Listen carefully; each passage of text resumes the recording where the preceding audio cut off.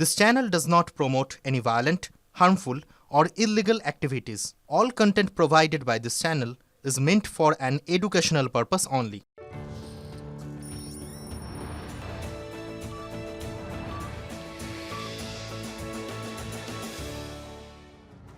নমস্কার, দেখছেন টিভি9 বাংলা। আপনাদের সঙ্গে রয়েছি আমি শুভজিৎ মিত্র। ঘড়ির কাঁটা 5টা 6 মানেই 5 কথা। আর শুরুতে নজর রাখতে হচ্ছে হাঁসখালির দিকে।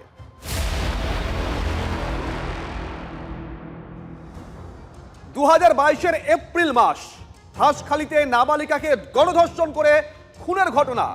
গোটা রাজ্য রাজনীতি তপ্ত হয়েছিল সেদিন, আর আজ তার সাজা ঘোষণা করল আদালত। আজকে নিঃসন্দেহে বড় খবর, তৃণমূলের তৎকালীন পঞ্চায়েত সদস্য সমরেন্দ্র গয়ালির 5 বছরের কারাদণ্ড দেওয়া হয়েছে।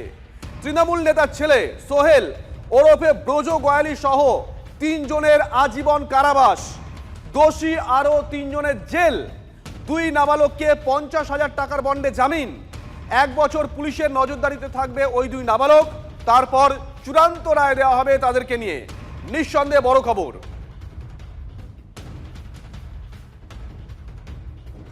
আজকে সকাল থেকে এই খবর দিকে নজর ছিল আমাদের।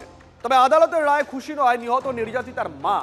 ফাঁসি হলে খুশি হতাম, মেয়ে হারিয়েছি, বুক জ্বলে যাচ্ছে। ফাঁসি হলে বুকটা অন্তত শীতল হতো। রায়ের পর মন্তব্য হাঁসখালির নির্যাতিতা নাবালিকার মায়ের। যার সে যে সাজা দেশে আমি এতে খুশি না। আমি ফাঁসি হলে আমি একটু খুশি হতাম। আমার যেরকম বুক জ্বলে যাচ্ছে, আমার মেয়ে হারাইছি, সেই ফাঁসি দিলে আমার বুকটা শীতল হতো। বাবা মারা গেল মেয়ের সঙ্গে। যার সে যে সাজা দেশে আমি এতে খুশি না। আমি ফাঁসি হলে আমি একটু খুশি হতাম। আমার যেরকম বুক জ্বলে যাচ্ছে, আমার মেয়ে হারাইছি, সেই ফাঁসি দিলে আমার বুকটা শীতল হতো। বাবা মারা গেল মেয়ের সঙ্গে। এদিকে নিম্ন আদালতের রায়কে চ্যালেঞ্জ 9 জন দোষীর আইনজীবীর। হাঁসখালি কাণ্ডে উচ্চ আদালতে যাওয়ার সিদ্ধান্ত নিয়েছেন 9 জন দোষীর আইনজীবীরা। রানাঘাট আদালতের রায়কে চ্যালেঞ্জ দোষী 9 জনের। আদালত রায় দেওয়া মানেই সেটাই যে 100% রাইট, কারণ এর উপরে আরও আপার হাইকোর্ট আছে, সুপ্রিম কোর্ট আছে। তার মানে এই কোর্টের রায়টাই যে সঠিক তা তো নয়। অনেক সময় তো মানুষের আবেগ আইনের ওপর অনেক সময় ছাপিয়ে যায় আবেগকে। জানি না, আমরা দেখি আপার কোর্টে যাব। যাবজ্জীবন হচ্ছে 3 জনের। এক হচ্ছে ব্রজ গয়ালি, রঞ্জিত মল্লিক এবং প্রভাকর পোদ্দার। 2 জনকে আদালত প্রোহিবিশন অফ গুড অফেন্ডার অ্যাক্টে তাদের 50,000 টাকার বন্ডে মুক্তি দিয়েছেন আজকে, এবং 1 বছরের জন্য তাদের এই গুড বিহেভিয়ার সেটা দেখবেন। প্রোহিবিশন যে অফিসার আছেন তিনি দেখবেন, এবং যদি ঠিক থাকে তারপর তাকে পুরোপুরি মুক্তি পাবে এই মামলা থেকে। আর সমর গয়ালি আর পীযূষ ভক্ত, এদের ওই 500 ভারতীয় দণ্ডবিধির 506 ধারায় 5 বছর সাজা দিয়েছেন, এবং 201 ধারায় 3 বছর সাজা দিয়েছেন। আর অংশুমান বাগজিকে 201 ধারায় 3 বছর সাজা দিয়েছেন, মানে হচ্ছে প্রমাণ লোপ। দেখুন, একদিকে যেমন হাঁসখালি ঘটনার সাজা ঘোষণা, তখন অন্যদিকে নারী সুরক্ষাকে প্রশ্নের মুখে ফেলে ফের নাবালিকা ধর্ষণের অভিযোগ। ঘটনা ঘিরে উত্তপ্ত হাওড়ার ডোমজুর। নির্মীয়মান বাড়িতে তুলে নিয়ে গিয়ে 7 বছরের নাবালিকাকে ধর্ষণ করা হয়েছে, এমনটাই অভিযোগ উঠে আসছে। অভিযুক্ত রাস্তা তৈরির কাজের সঙ্গে যুক্ত শ্রমিক। আর এই ঘটনা প্রকাশ্যে আসতে উত্তপ্ত হয়ে ওঠে গোটা এলাকা।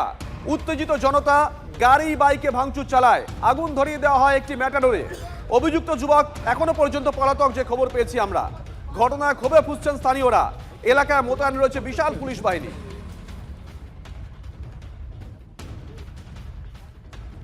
এই যে লেবারটাই ঘটনাটা ঘটিয়েছে, সে এর আগেও কদিন মদ খেয়ে গাড়ি চালায়, এইসব করে।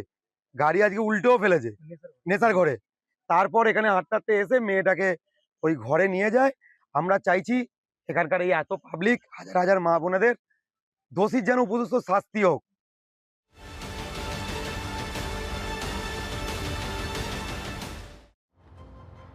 অন্যদিকে গত 2 দিন ধরে যে রাজ্য রাজনীতি যে খবরে তোলপাড় হয়েছে, যে গানেও গা জোয়ারির অভিযোগ উঠেছে। লগ্নজিৎ অভিযোগ করেন, তিনি যখন গান গাইছিলেন তখন একজন উঠে সেখানে বলে সেকুলার গান গাইতে হবে। পুলিশ তারপরে ওই ব্যক্তিকে গ্রেপ্তারও করে, এবং পুলিশ বেশ কয়েকটা ধারাও দিয়েছে। লগ্নজিৎ হেনস্থাকাণ্ডে খুনের চেষ্টা ধারা দেওয়া নাকি অযৌক্তিক, আমরা বলছি না। দেবরাজ তৃণমূল বিধায়ক হুমায়ুন কবির এমনই মন্তব্য করেছেন, যাতে বিতর্ক তৈরি হয়েছে। খুনের চেষ্টার মামলা বাড়াবাড়ি, মত তৃণমূল বিধায়কের। প্রত্যেক ক্রিয়ার বিপরীত প্রতিক্রিয়া এভাবেই ঘটে সোশ্যাল মিডিয়া পোস্ট প্রাক্তন পুলিশ কর্তার। মঞ্চে উঠে অভিযুক্ত মেহবুব মল্লিক মারধরের চেষ্টা করেন বলে অভিযোগ করেন লগ্নজিতা।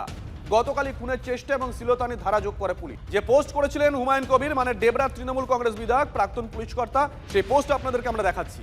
এই সেই পোস্ট। এদিকে ডেবরার বিধায়ক হুমায়ুন কবিরের এই মন্তব্য দলের বক্তব্য নয়, দূরত্ব তৈরি করে স্পষ্ট করলেন তৃণমূল মুখপাত্র অরূপ চক্রবর্তী। রাজ্য সরকার একেবারে শিল্পীর বাক স্বাধীনতায় কোনো রকম হস্তক্ষেপ যাতে না হয় তার জন্য প্রশাসন যেই ধারা মনে করেছে প্রয়োজন সেই ধারা দিয়েছে। এবার আদালতে যাবে, আদালত যদি মনে করে যে এই ধারার প্রয়োজন নেই, কোর্ট সেই রকম অর্ডার দেবে। হুমায়ুন কবির আর কি ডেবরার বিধায়ক, উনি যেহেতু দীর্ঘদিন পুলিশে কাজ করেছেন, উনি হয়তো ওনার অভিজ্ঞতার ভিত্তিতে বলেছেন, এটা দলীয় ভার্সন নয়। আমার হাতে মাইক্রোফোন ছিল, because I was talking to the audience, right? তখন উনি চিৎকার করে বলেন, অনেক জাগমা হয়েছে, এবার একটু সেকুলার গা তুই তোকারি, মানে গান টানেরও কোনো ব্যাপার, মানে আপনি গান এরম না বলে আমি স্টেজ থেকে নেমে গেলাম। তারপর আমি ভগবানপুর পুলিশ স্টেশনে গেলাম এবং গিয়ে আমি জানালাম যে এরম হয়েছে। তো ওনারা বললেন যে আপনি একটা জেনারেল ডায়েরি করুন। আমি একটা জেনারেল ডায়েরি করলাম। আমি একদম মেনে নেব না যে আমার স্টেটে, আমার দেশে, আমার স্টেজে উঠে কেউ, ছেলে মেয়ে বুড়ো বাচ্চা, যে কোনো ধর্ম, যে কোনো পলিটিক্যাল পার্টি, আমি কাউকে অধিকার দিইনি আমাকে স্টেজে উঠে মারার। এরকম মিথ্যে মামলায় তৃণমূল পশ্চিমবঙ্গে আরো কয়েক হাজার লাখ ছেলে মেয়েকে ফাঁসিয়েছে, তখন কিন্তু মুখ খোলেনি। এখানে কেন হুমায়ুন কবির মুখ খুললেন? কারণ দুই হুমায়ুন কবিরই এক। ভরতপুর আর ডেবরায় কোনো পার্থক্য নেই। কারণ ওই লোকটার নাম, যদি ওই লোকটার পদবি যদি হুমায়ুন কবিরের সাথে না মিলতো তাহলে বলতেন না। যেহেতু এর নাম লগ্নজিতা, তাই কথা বললেন। এরকম একটা অপরাধীর হয়ে স্বতঃপ্রণোদিত ভাবে ফেসবুকে লেখার মানে কি? পাবলিকলি বলে উনি কি ইমেজ তৈরি করছেন? এই যে জায়গাটা, হ্যাঁ, মানে ভাই সেন্টিমেন্ট, ভাইচারা সেন্টিমেন্টে পুরোপুরি সাম্প্রদায়িক লক্ষ্যে এই কথাগুলো লেখা, এছাড়া কোনো উদ্দেশ্য নেই। পথে নেবে প্রতিবাদ করেছে, আমরা কিছু করতে পারিনি, সেটা আমরা এর আগে প্রমাণ রেখেছি। তো সেটা বোধহয় বড় কথা নয়। বড় কথা হচ্ছে প্রতিবাদ পথে নেবে হোক, মুখে হোক, ফেসবুকের মাধ্যমে হোক, প্রতিবাদ একটা দরকার। আমাদের প্রত্যেককে সচেতন হতে হবে এবং ভাবতে হবে, এটা বুঝতে হবে। এই ঘটনাটা আমাদের কাছে একটা নজির, আমি বলবো। লগ্নজিতাকে হ্যাটস অফ, স্যালিউট, যে ও অত্যন্ত সুন্দরভাবে সেখান থেকে বেরিয়ে আসার চেষ্টা করেছে এবং পেরেছে, সবচেয়ে বড় কথা। এবং প্রত্যেকে আমরা ওর সঙ্গে আছি, থাকবো আজীবন, সব সময়।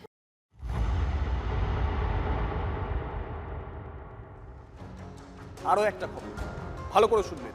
পোস্টারে পল্লব কীর্তনিয়ার ছবি দিয়েও অনুষ্ঠানের নাম বাদ। বাংলায় ফের শিল্পীর কণ্ঠরোধের চেষ্টা হলো কি, এই প্রশ্ন তুলছেন অনেকে।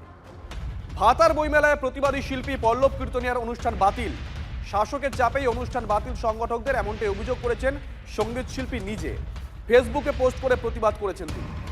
25শে ডিসেম্বর বর্ধমানের ভাতারে গান গাওয়ার কথা ছিল পল্লব কীর্তনিয়ার। লগ্নজিতাকে হেনস্থা কাণ্ডে সরব হয়েছিলেন পল্লব। 10 বছরে এমন ঘটনা কতবার হয়েছে তার কোনো ইয়ত্তা নেই। শাসকের বিরুদ্ধে গাইলে শাসক প্রত্যাঘাত করবেই, সোশ্যাল মিডিয়া এমনটাই লিখেছেন পল্লব কীর্তনিয়া। সেই পোস্ট আপনাদেরকে আমরা দেখাচ্ছি।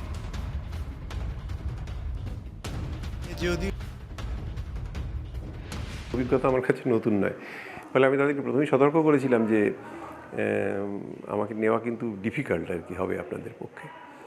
তো তারা কয়েকদিন সময় নিল, ঠিক আছে আমরা একটু দেখি, আলোচনা করে ওখানকার কী পরিস্থিতি। তারা জানেন না, তাও খুব একটা নয় বোধ হয়। 25 ডিসেম্বরই ওরা আমাকে শোটা দিয়েছিলেন আর কি।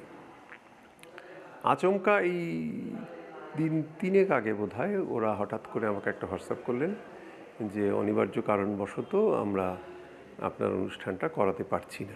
আমি তো পরিবর্তনপন্থীদের দলে ছিলাম, পরিবর্তনের কথা বলেছিলাম এবং এদের সঙ্গে আমার যথেষ্ট হৃদ্যতা হয়েছিল আর কি। পরিবর্তনপন্থী বলে শাসক দলের দুর্নীতি, মানে সেটা যেভাবে ক্রমশ মানে প্রকাশিত হতে শুরু করলো, আমার পক্ষে তাদেরকে সমর্থন করা সম্ভব ছিল না। আমাকে নিয়ে অনুষ্ঠান করা খুব খুব ডিফিকাল্ট, কারণ শাসকের এমন তারা চাপ দিতে থাকে। আমি ডাক্তার, আমার ডাক্তারি বিদ্যাটা ছিল, আমি নতুন করে আবার ডাক্তারিতে শুরু করতে পেরেছি, কিন্তু এটা তো সবার পক্ষে সম্ভব না। ফুটেজ একটি সংক্রামক বস্তু, ফুটেজের মোহ থেকে সব শিল্পীর একটা সংযত দূরত্ব রাখা উচিত।